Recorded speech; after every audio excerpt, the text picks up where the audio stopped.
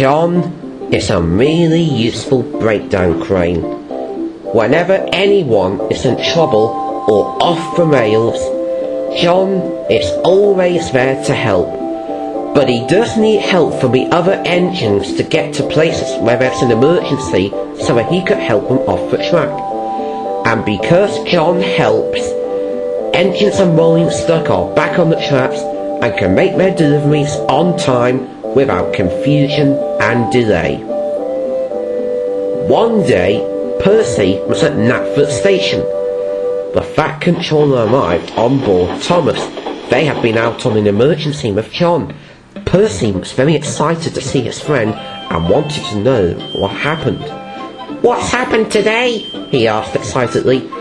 "Molly and Boko have both had an accident at Mayfreight Crossing," said the Fat Controller. "It's all of John's hard work to lift them back on the tracks, because some of the tracks are twisted and made it hard to put them back on the rails. It was hard work," put in John, "but I managed to lift them back on the rails easily." Percy thought pulling the breakdown train was very exciting and important. "I hope I get to pull John in an emergency situation one day instead of shunting them ready," thought Percy. "Well, Percy," said Thomas, who heard everything, "the next time we need him, I promise I'll let you pull him." "He might come in handy the next time you have your own accident." Gorton chuckled and laughed.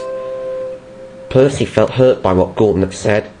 "I'll show that boastful big bossy blue boiler," he huffed to himself.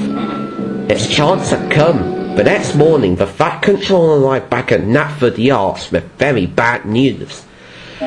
"A summer storm struck Sodor last night. A coal hopper at the station hold has been hit by lightning, and it's blocking the express line. Gorton can't pull the express until the track's clear." All the engines were upset. Percy was most upset, but very glad. "John needs to get there before Gorton arrives for the express. Percy, you must take him there right away. Doc will tell you what to do when you get there." "Yes, sir," he whistled. Then he thought about it. "I'll show that big boastful Gorton," he huffed to himself. "I can even get there quickly." And he raced away as fast as he could.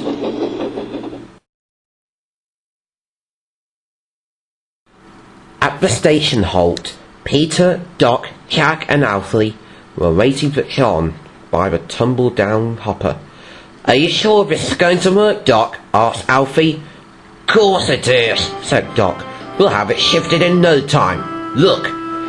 John's hook will go on the ladder frame. He'll hook up, move it out of the way, and then bish bash bosh, you could get the express through," he said wisely. "But where is John?" asked Jack. "Percy is delivering him, and the Sodor Railway runs like clockwork." "Really?" asked Peter, and he looked at his watch. "Oh, crap! My watch has stopped again! I forgot to wind it! Oh, bugger!" When Percy arrived at the depot, John was waiting for him. He had just finished unloading an important package. "Hi, John," whistled Percy. "Are you ready for a special emergency today?" he whistled. "Nearly, Percy," said John. "I just need to lower my—" "Not now," whistled Percy. "We've got an important mission to handle. We have to leave now." And he raced away. Percy was in so much of a hurry that he didn't give John the chance to lower his crane arm onto his bar properly. And he didn't give him chance to roll up his hook rope either. It rolled along the track. Percy came up towards the bumpy track. "Hang on, Percy," said his driver. "We're in for a bumpy ride." Up ahead, Percy saw Toby at the signal. Percy was pulling trucks of milk churns to take to the farm. Toby saw John's hook. "Percy, wait!" he tooted. "You forgot to roll John's hook up." But it was too late. John's hook got caught onto Toby's trucks. They came up towards the bottom of the steep hill, and Percy struggled and struggled so hard but he began to run out of steam, until he stopped. "What's happened?" he asked. Percy's driver looked at the hook. "Don't," he said. "We were in so much of a hurry, we've forgotten to roll up John's hook rope." His driver got into John's cab and lowered John's crane onto a flatbed.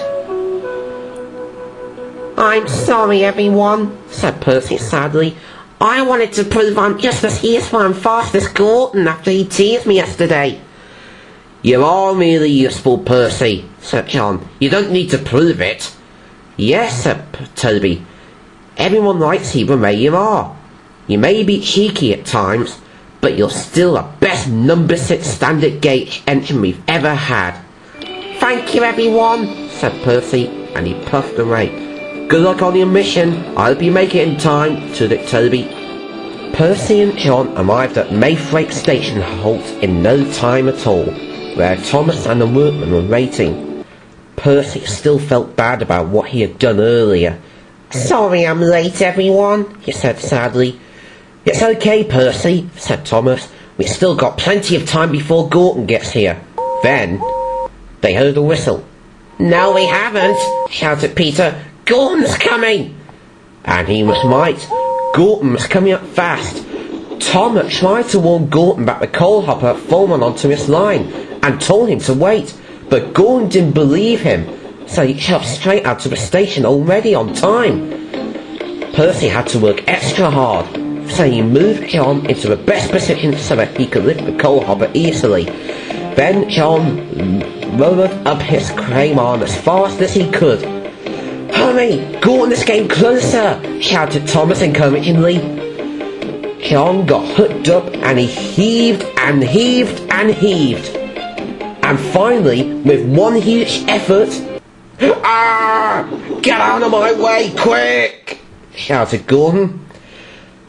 They got the hopper off the track just in time as Gordon thundered past. "Phew!"